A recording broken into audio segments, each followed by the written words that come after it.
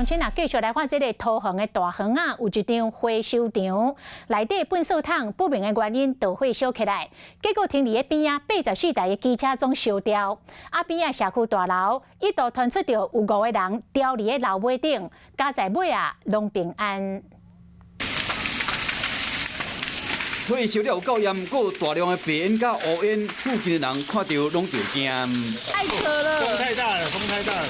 边啊有社区大楼，当时还有真侪人家住，若无赶紧拍火，恐惊会造成重大灾害。啊，摩托车全部都是。哇，毁了！完了。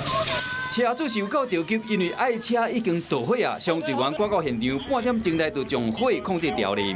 风扫线内底拢是被烧甲臭火打的乌多摆，估计初步估计有84台。很傻眼，为什么？就很突然啊，就停在这，然后就突然回来就没了。火灾发生伫桃园大园啊，昨暝9点外，大楼1楼回收场的粪扫车向线导火，边啊佫放真侪回收物件，火炭了真紧。没有人哦，监视看是没有人，类似是人，难道守卫是人没有？他还拿2支灭火器哦。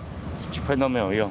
大园区3民路2段595巷大楼后方垃圾子母车燃烧，消防人员随即部署水线抢救，防止延烧至隔壁大楼，并同步疏散大楼约130名住户。我有5个人掉伫楼尾顶，加在消防队员赶紧将人家救落来。啊，若是导火原因，还佫进一步调查。